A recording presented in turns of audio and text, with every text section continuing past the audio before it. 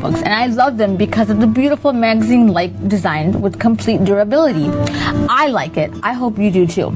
Oh, and one more thing. Ayan Video and Photo Productions, they offer the albums at an unbeatable price. So call them now and place your order. Their number is 1-815-501-1243. Remember, write it down. It's very easy. 1-815-501-1243. Thanks for watching. Oh, I was remembering, these albums are really heavy because of their strong, durable pages. You need something to hold them in, and I have just the perfect thing. These bags you will get upon receiving your album, and they are super durable, and they will protect your album for many years to come so that you can share it with your family and friends. I hope you've enjoyed this. Have a wonderful day. Thank you. Welcome back नाज़रीन। हम लोग वक्त जाने से पहले इजाज वसीम से बात करते हैं। इजाज, यहाँ पर आपसे सवाल पूछा था वसीम खान साहब ने। वसीम खान साहब का सवाल आपसे ये था कि आईसीसी का यहाँ पर क्या रोल होना चाहिए। आईसीसी ने एक कमेटी बनाई है, एसीएसयू जो anti corruption and security unit है, ये पिछले 8-10 साल से ये काम कर रहा है। ये यूनिट जो है, इसका आखिर क्या रोल होना चाहिए? आखिर ये मीडिया को पहले बातें पता लगने के बाद ही आखिर की उनको पता चलती है। क्या इन लोगों का क्या काम बनता है, आईसीसी का क्या काम बनता है और इन लोगों का क्या काम बनता है इसमें? देखिए मलिक साहब, बहुत सारे लोग ये कह रहे हैं कि आईसीसी के एंटी करप्शन यूनिट की इसमें कोताही है, क्योंकि वो लोग हर मैच में होते हैं और गफलत की वजह से ये सारा कुछ हुआ है। लेकिन जहाँ तक आप मेरी राय जानना चाह रहे हैं, तो ये जो स्पॉट फिक्सिंग का जो इशू है, ये क्रिकेट में पहली मरतबा ऐसा हुआ है।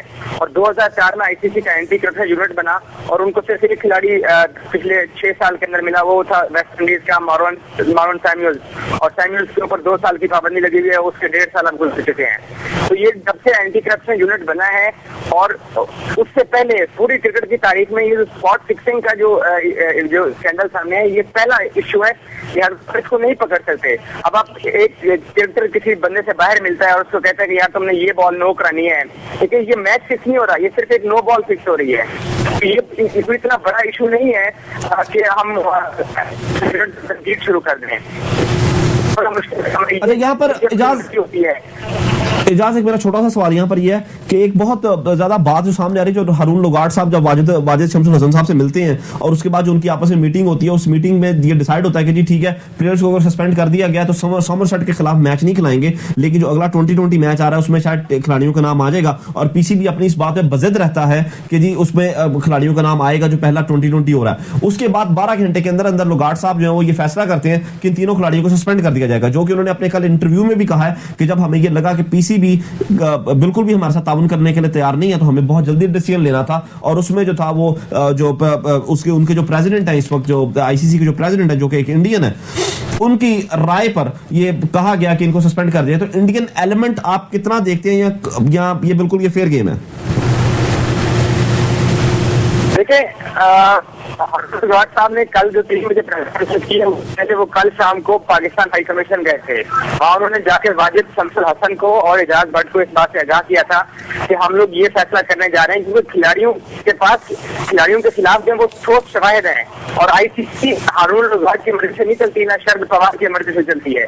आईसीसी का एक अपना आइन है, वो आइन के तहत सारा कुछ हो रहा है। हमारे खिलाड़ियों को पहले पाकिस्तान क्रिकेट बोर्ड को चाहिए था कि इन खिलाड़ियों को मुअत्तल कर देते। यहाँ पूरे पाकिस्तान में ये शोर मचा था कि इन खिलाड़ियों को मुअत्तल करें, लेकिन पीसीबी ने मुअत्तल नहीं किया और जो काम क्रिकेट बोर्ड को करना चाहिए था वो जाके आईसीसी ने कर दिया।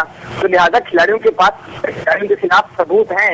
मैं कम से कम अपनी जात की हद तक ये मानने से कासिर हूँ कि हमारे खिलाड़ी इनोसेंट हैं, बेगुनाह है, मासूम है, ये नहीं मानता। जो ठोस एविडेंस उनके पास अब तक स्कॉटलैंड यार्ड के पास आ चुके हैं और जिस तरह से आईसीसी इस फैसले को डिले कर रहा है, इसका मतलब यह है कि पाकिस्तानी खिलाड़ियों के सर पे बिजली गिरने वाली है। लेकिन इजाज यहाँ पर एक सवाल, एक बहुत इंपॉर्टेंट सवाल यहाँ पर ये बनता है, स्कॉटलैंड यार्ड आप कह रहे हैं जो इन्वेस्टिगेशन करी, बिल्कुल आपने ठीक कहा, लेकिन स्कॉटलैंड यार्ड ने मजहर मजीद को जाने दिया। जिस वक्त पुलिस ने उसको पकड़ा उस पर कोई चार्जेस नहीं है इस वक्त तक, उसको बेल आउट कर दिया गया, उसको रिहा कर दिया गया।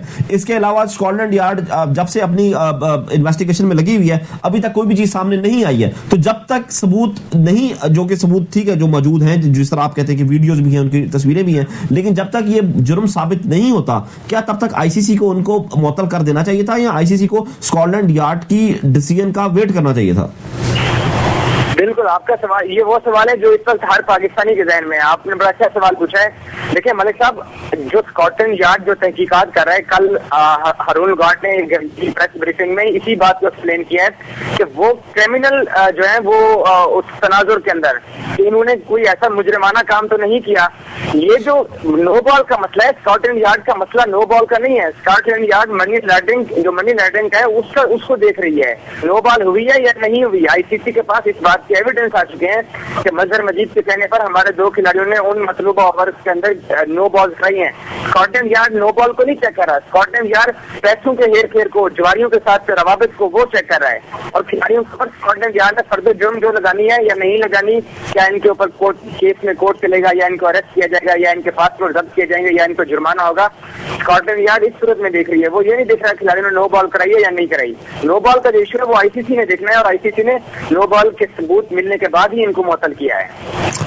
यहाँ पर मेरा वसीम खान साहब आपसे सवाल यहाँ पर ये है कि अल्लाह करे कि इन लड़कों पर कुछ भी ना निकले, साबित ना हो, अल्लाह करे कि इन पर ये बिल्कुल जो है वो इनोसेंट हो इस पूरे मामले में, लेकिन इस मसले से बाहर निकल आते हैं। तो इसके बाद एक बहुत बड़ा सवाल या निशान हमारे पास ये है कि आखिर आईसीसी की यहाँ पर क्या रिस्पॉन्सिबिलिटी बनती है स्पॉट फिक्सिंग के हवाले से, पूरी मैच फिक्सिंग के हवाले से, जवारियों के हवाले से, ACSU की क्या रिस्पॉन्सिबिलिटी बनती है, जिन लोगों को आना चाहिए सिक्योरिटी के हवाले से, असल रिस्पॉन्सिबिलिटी क्या बनती है आईसीसी की?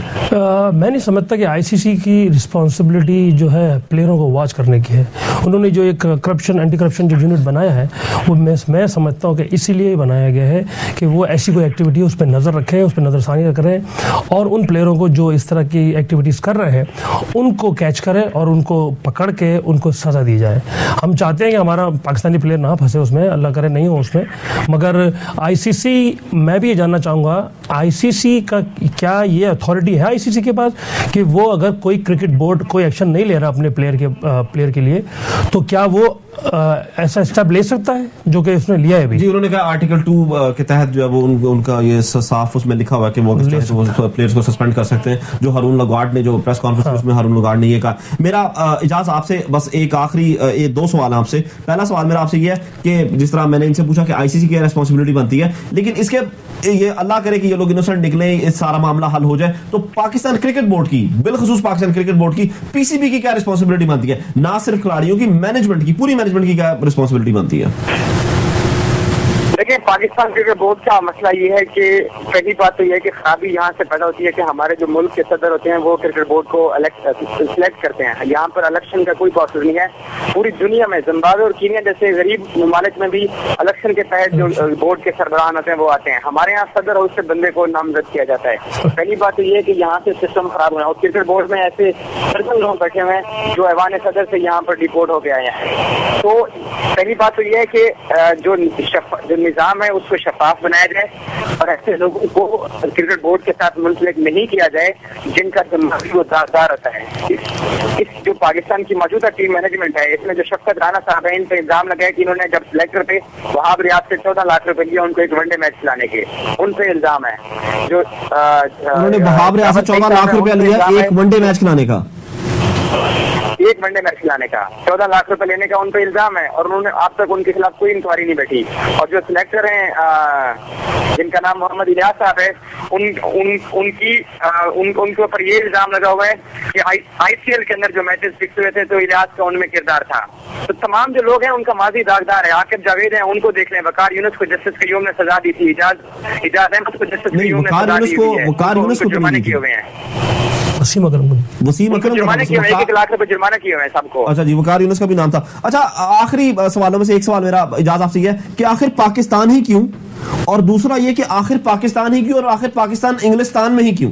कि जब भी टीम इंग्लैंड में जाती है कोई ना कोई मसला जरूर सामने आता है। हमेशा ये देखा जा रहा है पिछले कोई 15-20 सालों से, जब से हम लोग क्रिकेट कम से कम देख रहे हैं, कि जब भी टीम इंग्लैंड जाती है हमेशा इंग्लैंड में ही कोई प्रॉब्लम होता है और हमेशा पाकिस्तानी टीम के साथ ही होता है। देखिए, इंग्लैंड एक ऐसा मुल्क है, अगर ऑस्ट्रेलिया वहाँ पर एशेज खेलने आता है तो वो उनको शिकस्त हो जाती है। अगर भारत वहाँ खेलने जाता है तो उससे भी वहाँ शिकस्त हो जाती है। पाकिस्तानी खिलाड़ी जो है वो जिस तरह से हमारा फास्ट बॉलर का एक लंबी लाइन लगी हुई है, उनको बरतानिया की जो विकेटें हैं वो सूट करती हैं। कभी उनको देखना बॉल टेम्परिंग का इल्जाम लगाया जाता है, कभी क्या इल्जाम लगाया जाता है। तो हमारे खिलाड़ियों को वहाँ एडवांटेज देते हैं और हम इंग्लैंड को वहाँ पे शिकस्त देते हैं। तो बरतानिया जो है ना, उनका जो मीडिया है वो हमेशा कोई किरदार कशी की कोशिश में लगा है। न सिर्फ इंडिया बल्कि भारत बाद में भी जब पाकिस्तानी टीम जाती है तो बहुत सारे स्कैंडल सामने आ जाते हैं। तो एक तो ये है कि पाकिस्तानी खिलाड़ी जब वहां जाते हैं तो उनका मीडिया ट्रायल शुरू कर दिया जाता है और खासकर हमारे बॉलर्स को टारगेट किया जाता है, क्योंकि उनके बॉलर हमारे जो बॉलर्स हैं उनके बैट्समैनों को खेलने नहीं देते। और दूसरा आपने पूछा कि पाकिस्तान ही क्यों का मैं ये कहूंगा कि फिर कहूंगा कि जो टीम मैनेजमेंट है उनमें सिफारशी लोगों को रखा जाता है और खिलाड़ियों को एजुकेट नहीं किया जाता। खिलाड़ियों में प्रोफेशनलिज्म की बड़ी कमी है। खिलाड़ियों पाकिस्तान की वाहिद क्रिकेट टीम है, मैंने बहुत सारे दौरे किए हैं पाकिस्तानी टीम के साथ।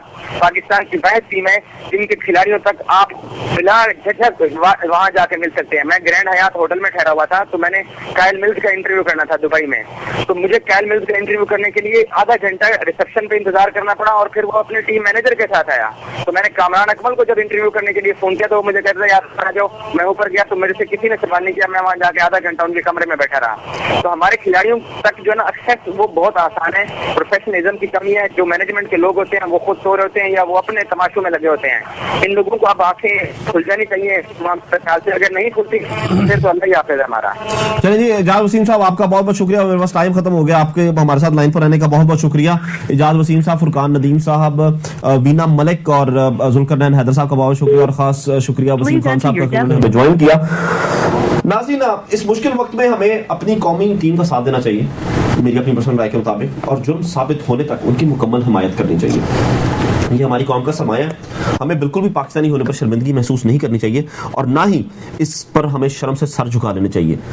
अल्लाह के फजल से हमारे पास और बहुत से मौके हैं जिस पर हमारा सर शर्म से झुक सकता है और हमारे लीडरान अल्हम्दुलिल्लाह ऐसे हैं कि जो हमें और बहुत से मौके देंगे कि जिस पर हमारा सर शर्म से झुके। तो अपने सरों को उठाइए फख्र से उस वक्त तक जब तक कि इन पर कम से कम उस वक्त तक जब तक इन पर जुर्म साबित नहीं होता। और पाकिस्तान क्रिकेट टीम से और कौमी खिलाड़ियों से मेरी दरख्वास्त है कि खुदारा थोड़ा ख्याल कीजिए। आप उन चंद खुश नसीबों में से हैं जिनको अल्लाह ताला ने मौका दिया उस 18 करोड़ अवाम में से जो पाकिस्तान की नुमाइंदगी करते हैं। अपनी जज्बाती कौम की उमंगों का ख्याल कीजिए, अपनी जज्बाती कौम का ख्याल कीजिए, अपनी उनकी उमंगों का ख्याल कीजिए और पाकिस्तान के लिए खेलें, अपने लिए मत खेलें और पाकिस्तान के लिए हमेशा रहें। इस उम्मीद के साथ कि ये तीनों खिलाड़ी बल्कि पूरी पाकिस्तान टीम को अल्लाह ताला फतुहात नसीब करे, तीनों खिलाड़ियों को बाइज्जत बरी करे इस पूरे केस पर। इनको जो सस्पेंशन लगी हुई है इस सस्पेंशन से ये बाहर निकलें। अपना बहुत सा ख्याल रखिएगा। अल्लाह हाफिज। पाकिस्तान जिंदाबाद, पाकिस्तान क्रिकेट टीम पाइंदाबाद।